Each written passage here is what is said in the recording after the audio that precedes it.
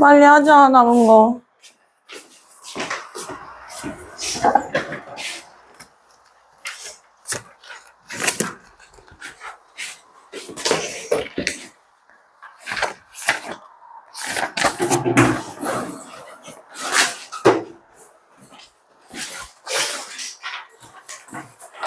아, 눈질을 하며 주먹질을 하며까지 얘기했죠? 그러니까 지금 이 흰바람 벽에 이 스크린에 처음에는 내가 그리워하는 것들, 어머니와 그리고 아내, 뭐 자식 이런 것들이 지나갔고, 그리고 두 번째 영상은 글자들이 지나가는데 첫 번째 글자들은 운명론적인 세계관. 그래서 이렇게 내가 가난하고 외롭고 쓸쓸하게 사는 이유는 내가 그렇게 높게 태어났기 때문이야. 하늘이 나를 그렇게 세상에 냈기 때문이야. 라고 이야기를 했고요. 두 번째 글자들이 지나갈 땐 그냥 지나가지 않고 어떻게 지나가? 나를 울력하는 듯이 눈질하며 주먹질을 하며 그러니까 나에게 약간 정신 차리라고 자극을 주는 거죠. 그러면서 지나가는 글자가 뭐냐면 일단 거기에 눈질하며 주먹질하며 필기했어. 그래서?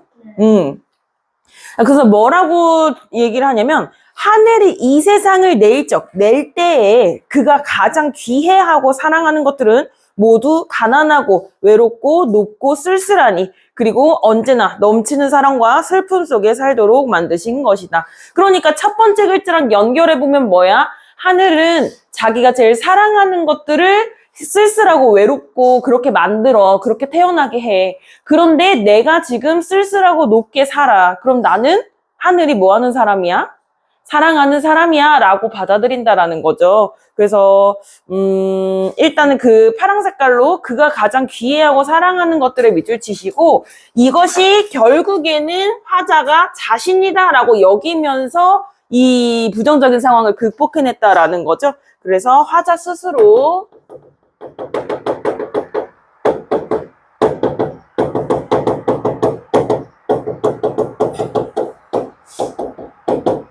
이에 해당한다고 여기고 있음을 알 수가 있고 그리고 두 번째 글자가 사실 가장 중요하고 주제의식을 함축하고 있는 부분이 아니겠어요? 영상에서 가장 마지막에 나오는 부분이고 또 분량이 길죠? 그래서 그 문자들 전체 묶어주세요. 빨간 색깔로. 하늘이 이 세상을 내일 적기부터 슬픔 속에 살도록 만드신 것이다 까지 체크해 주시고 그러면은 결국에 우리 이때 나오는 단어 혹시 뭘 것 같아 그러면? 우리 만흥에서도 내 천성이 게을러서 하늘이 나에게 자연을 맡겼다 했잖아요. 그때 뭐가 나왔었지? 자부심. 하늘이 나한테 시켜서 하는 일이야. 그러니까 굉장히 특별한 일이야 해서 자부심이 나타났었잖아. 여기도 비슷한 느낌이야. 내가 이렇게 가난하게 사는 거, 내가 높은 사람이고 하늘이 나를 특별히 사랑했기 때문이야. 그러니까 내 삶에 대해서 뭔가 이런 시련이나 고난에 굴복하지 않고 스스로야 자부심과 자긍심을 가지게 되는 그런 내면 성찰이라고 볼 수 있는 거죠. 그래서 자신에 대한 자긍심으로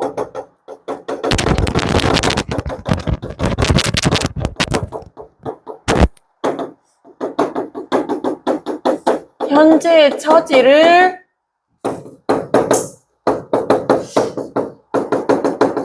극복하겠다는 의지인데 근데 이때 여러분이 극복이라는 단어를 막 그런 시대에 대한 저항 이렇게 보시면 안 되고 지금 나의 부정적인 상황을 견뎌내겠다라는 의지라고 보셔야 돼요. 이 사람은 백석 씨는 시대에 대해서 저항하기보다는 어떻게 스스로의 부정적인 마음을 극복하기 위해서 노력했던 사람이에요.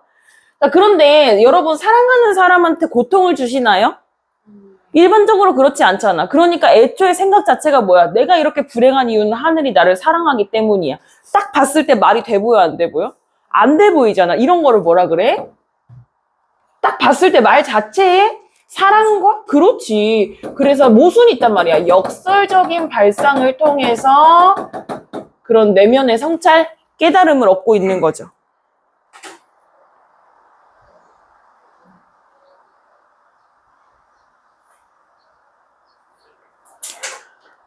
자, 그런데 솔직히 지금까지 봤을 때는 너무 정신승리 같고 억까 같잖아요. 그쵸? 그러니까 자기한테도 약간 그런 게 필요한 거야. 그런 약간 귀납적, 우리 1학년 때 귀납법 배웠지? 귀납론정 배웠지? 귀납적으로 하늘이 사랑하지만 힘들게 살게 한 대상들을 생각을 해봤거든요. 그랬더니 초생딸과 바구지꽃과 짝새와 당나귀가 그러듯이 여기도 당나귀가 나와요. 당나귀 진짜 좋아해요. 그쵸? 근데 당나귀가 지난번에도 한번 얘기했었는데 서양에서 되게 일반적인 동물들이야. 서양 동화나 이런 데서 진짜 많이 나오는 동물들이거든요. 우리나라의 황소 같은 느낌일 것 같아. 그래서 이 당나귀가 되게 그런 이국적인 소재, 모더니즘 특징 그렇게 보시면 되고 어쨌든 얘네의 공통점은 뭐냐면요. 초생딸, 작죠. 그리고 바구지꽃은 밭꽃이라는 건데 여러분 흥분을부 보면은 초가지 지붕 위에 있는 박 있지? 거기에서 나는 꽃이야. 그리고 짝새는 뱁새라는 새인데 이것도 엄청 조그마한 새예요. 당나귀도 말에 비해서 굉장히 작죠. 그러니까 다 뭔가 약하고 순하고 여리고 그러니까 얘네가 살아가는데 어떻겠어? 세상을 살아가는 게 힘들겠지. 그러니까 그런 애들처럼 나도 순하고 여리고 약하게 태어났지만 그런 아이들을 당연히 이런 대상들 사람들이 좋아해 안 좋아해? 그래도 초생딸 안 좋아해? 당나귀 안 좋아해? 그럼 개인적인 취향이고 보통은 순하고 여리고 약한 대상들을 우리는 좋아하잖아요. 좀 막 되게 도와주고 싶어 하잖아요. 그쵸?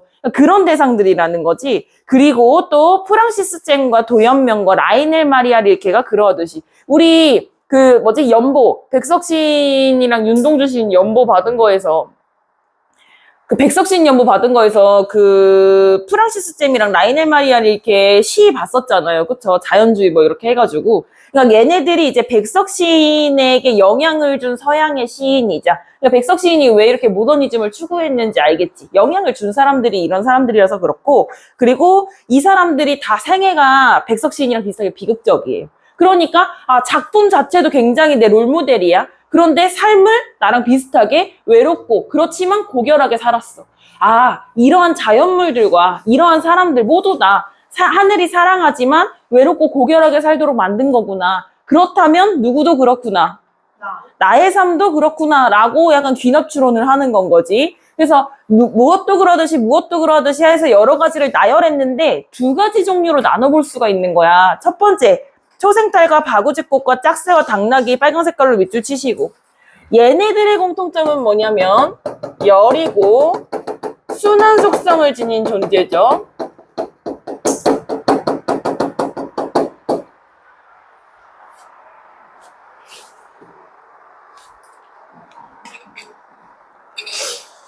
그러면 연민으로 보면 안 돼.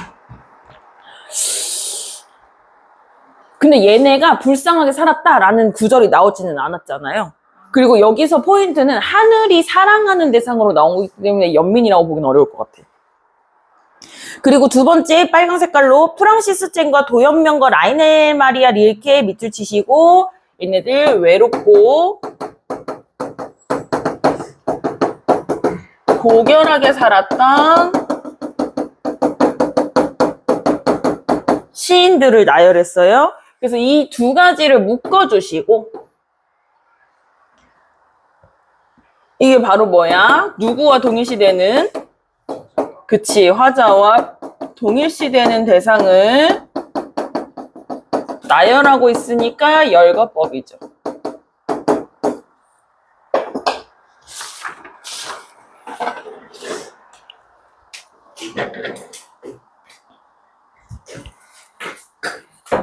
남신이주랑 되게 흐름이 비슷하죠? 그런 시상, 외로움으로 시작해서 결과적으로는 그런 시련을 극복해내겠다라는 걸 운명론적으로 받아들이는 작품이었습니다. 자, 빈칸 보시면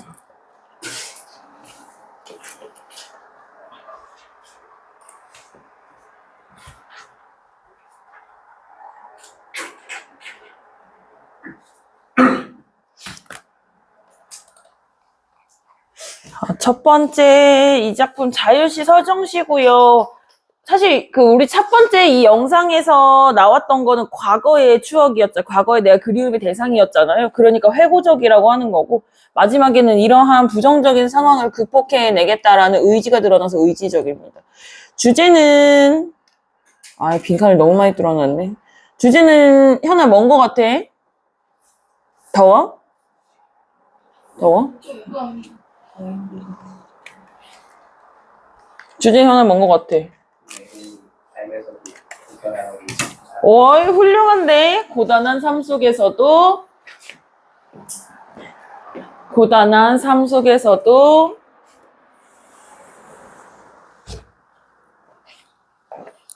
고결함을 잃지 않으려는, 고단한 삶 속에서도, 고결함을 잃지 않으려는 삶의 자세. 고단한 삶 속에서도 고결함을 잃지 않으려는 삶의 자세. 특징은요, 은영아, 이 시의 중심 소재는 뭘까요?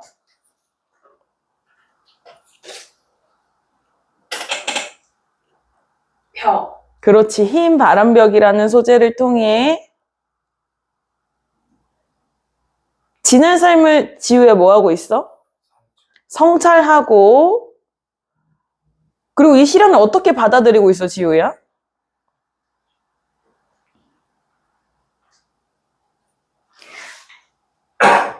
시련을 부정적으로 받아들이고 있어? 긍정적으로 받아들이고 있어? 그런 포인트가 아닌데? 이 시련을 받아들이는 이유가 뭐야?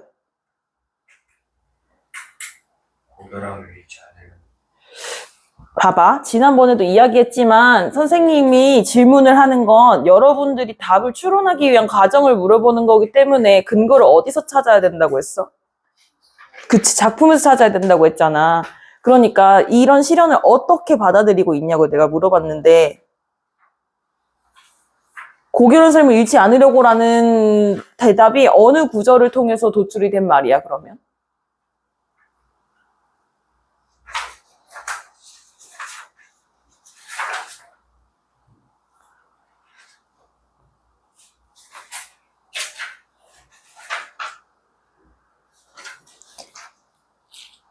이게 이 작품에서 제일 중요한 건데 이거 이해 안 된 거면은 이 시를 이해 못한 거야, 그냥. 이 사람이 시련을 받아들이겠다고 생각하게 된, 결심하게 된 계기가 뭐야? 생각의 계기가.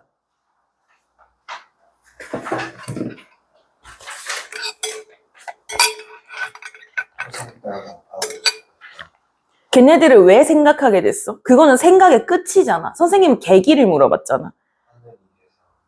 그래. 그러니까 이 시련을 받아들이게 된 계기는 뭐야? 내가 이 상황을 어떻게 받아들였기 때문이야? 하늘에 정해져 있어.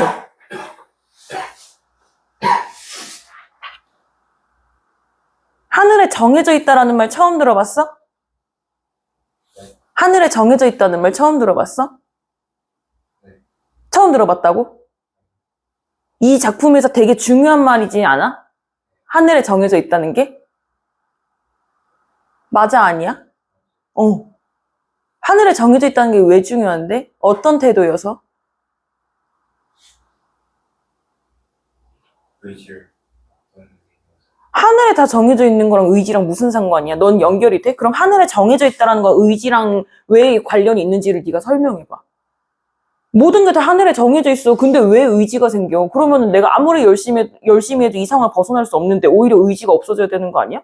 네의 성적이 하늘에 정해져 있다고 해봐. 공부 열심히 하겠어? 그러니까 생각을 해, 생각을.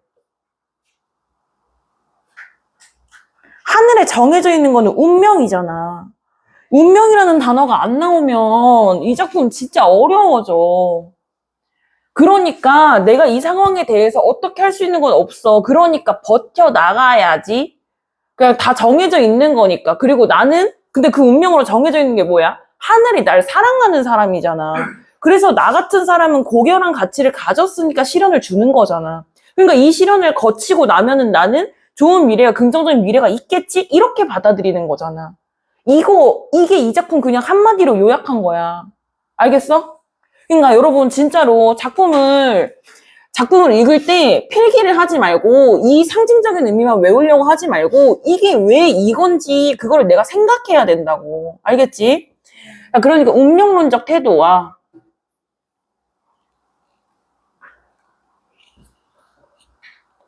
그러니까 어떻게 이 부정적인 현실을 뭐 하겠다는 의지를 드러내는 거야, 서연아. 그치, 현실 극복 의지를 드러내는 거지. 이거 진짜 중요하다. 1번이 그냥 이 작품 한 문장으로 요약한 건 거야. 이거 확실히 이해해야 돼. 외우지 마. 그 다음 두 번째, 백석 시의 특징인데요, 은영아. 아니다, 두 번째, 다양한 어떤 이미지가 많이 나와요?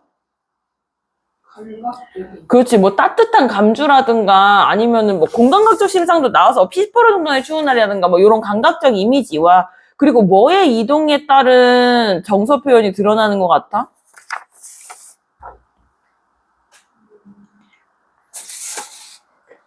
이게 좁다란 방에서 고향으로 가잖아요. 근데 이게 공간이 실제로 이동했다는 게 아니라 아니야. 공간의 이동인데, 근데 선생님이 공간의 이동에 따른 시상전개라고 안 했잖아요. 그러니까 공간의 이동에 따라서 정서가 달라진다라는 얘기인 거야. 공간이 바뀌면서 정서가 달라진다, 이 얘기야. 이해돼? 된다, 안 된다, 말을 해, 얘들아. 이해돼, 안 돼? 네. 그래서 공간의 이동에 따른 정서 표현이 드러난다고.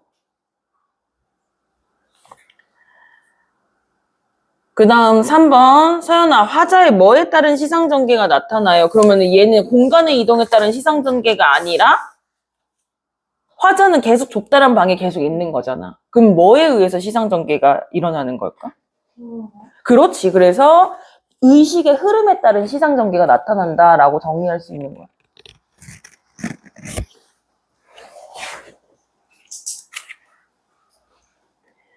그 다음 4번 동일하거나 유사한 문장 구조를 통해 그러면 동일하거나 유사한 문장 구조가 여러 번 나온다는 거야. 그러면 뭐가 살아나겠어요, 지우야? 비슷한 걸 반복했어. 그렇지, 리듬감을 살림. 어떤 거 반복됐어? 내 가난한 늙은 어머니도 반복하고 이런 글자들이 지나간다? 그치, 이런 글자들이 지나간다도 반복하고, 그쵸? 그래서 이게 막 엄청나게 반복을 많이 해서 운율 형성이 이 작품이 되게 큰 특징은 이 정도는 아니지만 그런 부분들이 내재율을 유발하는 저기는 될 수 있었다. 요소는 될 수 있었다. 그 다음 5번째, 유사한 성격의 소재를 은영아 뭐 해서 주제의식을 강조하고 있을까? 아니, 유사한 성격의 소재들, 근데 유사한 성격의 소재라고 나오면 이 뒤에 말이 좀 자연스럽게 나와야 돼. 유사한 성격의 소재면 한 개겠어, 여러 개겠어? 그렇지. 여러 개니까 유사한 소재를 나열해서 주제의식을 강조하는 거야. 그다음 글의 짜임 행별로 보시면 이게 연이 나누어져 있지 않기 때문에 행별로 우리가 의미를 나눠서 봐야겠지. 1에서 6행까지는 흰 바람벽에 비친 애처로운 삶의 단면. 내가 막 가난하게 살고 막 샤스가 막 떼굴어 있고 막 그랬잖아요. 그리고 오고 가는 외로운 생각들이야. 이때 정서는 그러면은 현아 뭐야?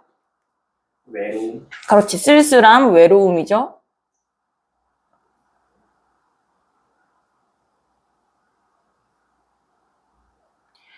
그 다음 7에서 16행 흰 바람벽에서 첫 번째로 내가 쓸쓸하고 외로우니까 내가 그리워하는 사람들을 만나게 돼요. 그래서 일단은 반갑지만 결과적으로는 단아야. 어떤 정서가 더 심해지지? 반가움. 자, 선생님 얘기를 잘 들어. 일단은 반갑지만 결과적으로는 어떤 정서가 더 심해지지? 외로움. 그렇지. 왜? 그 사람들 실제로 지금 만날 수가 없다라는 걸 더 자각하게 되는 거니까. 그쵸? 그래서 그리움과 쓸쓸함이라는 정서라고 볼 수 있어요. 그럼 계속 이렇게 부정적인 정서에만 빠져 있을 수는 없잖아요. 내가 해결할 수 없는 건데. 그러니까 어떻게? 그 다음에 흰 바람벽에 뭐가 비치냐? 화자의 내면 의식과 운명론적인 생각이 올라오게 되는데, 그래서 하늘이 나를 이렇게 냈으니까 은영아 어떻게 해야겠다, 이 상황을. 근데 이 극복이라는 게 그럼 어떻게 극복해, 내가? 하늘이 내려줬으니까 자긍심을 가지고 어떻게 해, 이 상황을? 어떻게 극복해? 벗어나려고 노력해? 그리고 그렇지. 여기에서 극복이라는 단어의 뉘앙스가요, 여러분. 윤동주 씨의 극복, 뭐 이육사 씨의 극복 이런 식으로 받아들이면 완전 틀린다라는 거야. 그래서 여기서도 극복이라고 얘기하는 것보다 뭐가 더 맞아? 수용이라는 단어가 더 맞아. 무슨 느낌인지 알겠죠? 그러니까 이 상황을 받아들이고 이걸 견뎌야지가 백석 스타일의 극복인 거야. 이해되시죠? 그래서 여기서는 운명의 수능이라고 적어주세요.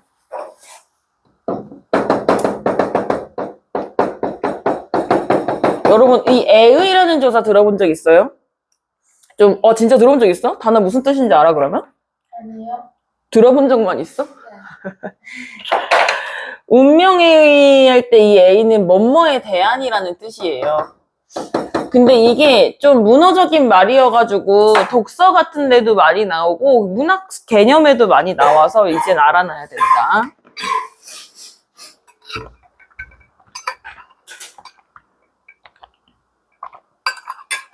다음 네 번째, 자기 운명에 대한 긍정적 수용과 극복 의지. 그래서 내가 긍정적으로 받아들이니까 이 현실을 이겨낼 수 있을 것 같아. 그러니까 무너지지 않을 것 같아. 이게 백석 스타일의 극복이라는 거야. 그래서 마지막에, 이거 쉼표를 잘못 썼어요.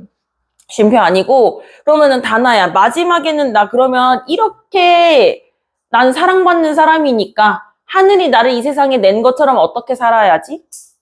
그렇게 살아요. 그렇게가 뭔데? 그 하늘에서 준 어, 그런 거를 따르면서 살아야지. 맞아. 그것도 그렇고, 하늘이 나에게 시련을 주는 이유가 뭐야? 내가 어떤 존재이기 때문이야? 사랑받는 중. 그리고 또, 이 단어도 엄청 중요해. 하늘이 그렇지. 고결한 존재잖아. 그러면은 어떻게 해야 돼? 고결하게 살아야겠다. 하늘이 나를 사랑하니까 하늘이 나를 사랑하는 이유에 맞는 삶을 살아야겠다. 라고 생각하는 거지. 그래서 고결한 삶에 대한 다짐. 고결한 삶에 대한 다짐. 왜 이렇게 정서가 연결되는지 그 이유를 알아야 돼. 외우는 거는 문제 푸는데 아무 소용이 되지 않아. 그 다음 개념 보시면 흰바람 벽에 비친 대상에 따른 화자의 내면의식 변화 보시면은요. 처음에 희미한 15촉 전등의 지친 불빛, 때그른 다낡은 무명샤스의 어두운 그림자, 가지가지 외로운 생각. 이때 정서들 지우에 뭐예요? 내면의식? 그렇지. 쓸쓸함, 외로움.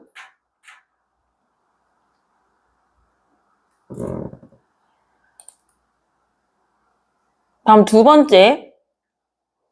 내 가난한 이제 처음에는 흰 바람, 근데 이게 흰 바람벽에 비쳐? 흰 바람벽에 이게 걸려 있구나. 흰 바람벽에 불이 비추고, 그 다음에 그 셔츠가 흰 바람에 걸려 있는 거구나. 오케이. 그 다음 두 번째로 내 가난한 늙은 어머니와 내가 사랑하는 어여쁜 사람이 나오죠. 이거 부재하는 존재에 대한 어떤 정서가 유발될까, 서연아? 그렇지, 그리움. 근데 1번 조금 헷갈리는 포인트였다. 흰 바람벽에 첫 번째로 비치는 대상이 희미한 15층 전등에 지친 불빛이라고 하면은 틀렸다고 할 것 같지 않아? 그래? 나만 헷갈렸니? 그래? 안 헷갈렸으면 됐지. 다음 첫 번째 글자들. 나는 이 세상에서 뭐래? 가난하고 외롭고 높고 쓸쓸하니 살아가도록 태어났다. 가득 찬다는 뭐야? 그리고 그 이 세상을 살아가는데 내 가슴은 어두운 사람으로 슬픔으로 가득 찬다. 그 부분 글자들과 관련된 정서까지 확인해 보시면 다나야. 자신의 삶을 뭐로 여기고 받아들이는?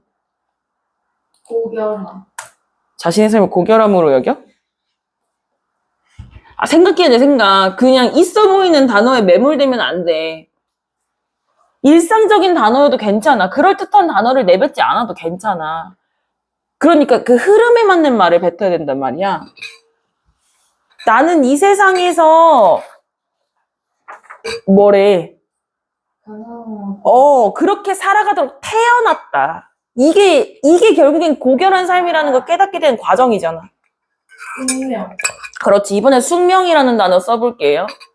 숙명, 이제 주어가 거부할 수 없는 명령, 요런 뉘앙스가 있거든요. 자신의 삶을 숙명으로 여기고 받아들이는, 그래서 요때 정서는 다나야. 그때 거기 밑줄을 선생님이 너무 조금 쳐놨는데. 받아들이는 어떤 태도일까? 체념. 그렇지. 체념적인 태도지. 그 다음 두 번째 글자들. 하늘이 이 세상을 낼 때 뭐 어쩌고저쩌고 라이넬 마리아 밀케가 그러하듯이까지. 운명을 어떻게 수용하는 거예요, 현아, 그러면? 그렇지. 운명을 긍정적으로 수용하고 자긍심을 느끼면서 고단한 삶 속에서도 고결함을 잃지 않겠다고 다짐함. 그러니까 방금 그 4번의 해석이 나오기까지 너무나도 긴 빌드업이 있었잖아. 그치? 그런데 그 빌드업 가운데 무언가를 물었어? 근데 4번의 해석처럼 얘기해? 그럼 틀린 건 거야. 이 해석을 나오게 하기 위한 단계가 있단 말이야. 그 단계를 이해해야 된다는 거야. 아시겠죠? 그 다음 흰 바람벽의 의미와 기능 보시면요. 흰 바람벽에 영상이 비출 때가 있고 글자가 지나갈 때가 있단 말이야. 그런데 이 영상과 글자가 속성이 달라. 생각해보면. 지우야, 영상에 비친 대상들은 화자의 어떤 처지를 나타내는 대상들이죠? 그렇지. 거기 외롭고 쓸쓸한 처지를 나타냄.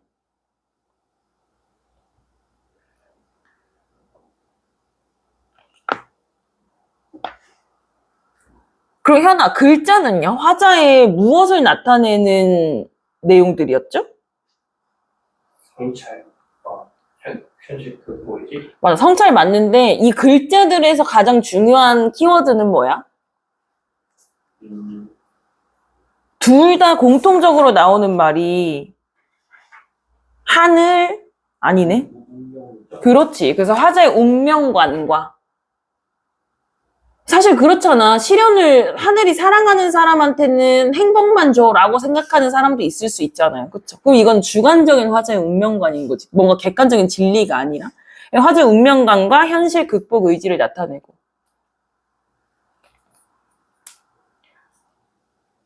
어쨌든 이것들을 종합해봤을 때 둘 다 뭐야? 화자의 내면의식이나 정서를 알 수 있는 내용들이지. 그래서 이 흰 바람벽의 의미와 기능, 화자의 은영아, 뭐를 비추는 매개체가 된다고? 이 두 개가요? 영상이랑 글자가요? 자, 잘 들어. 이 제목이 뭐야? 흰 바람벽의 의미와 기능이잖아. 그치? 그래서 우리가 흰 바람벽에 나타나는 내용들을 바탕으로 흰 바람벽의 기능을 찾으려고 하는 거지. 그러면은 뭐 이게 뭐겠어? 흰 바람벽의 기능, 화자의 뭐를 비추는 매개체다.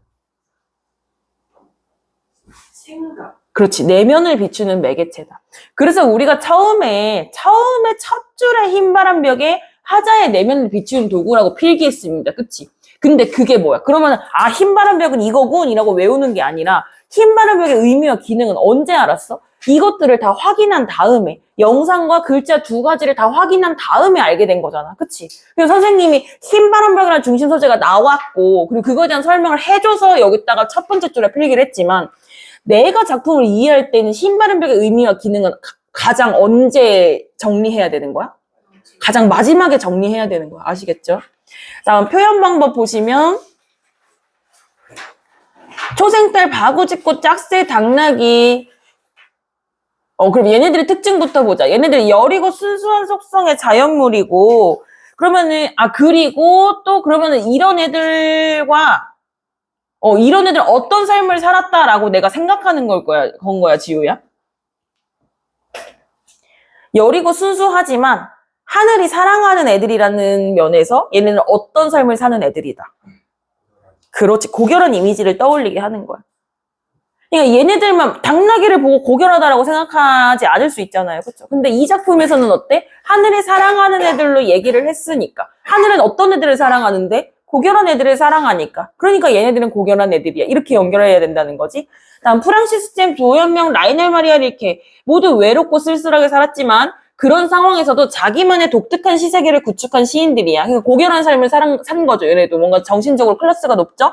외롭고 쓸쓸하지만 여기 고결한 삶이죠. 고결한 삶을 살겠다는 의지를 밝히고 있는 화자와 유사한 속성을 지닌 존재. 즉 하나 화자가 자신과 뭐 하는 대상들이에요?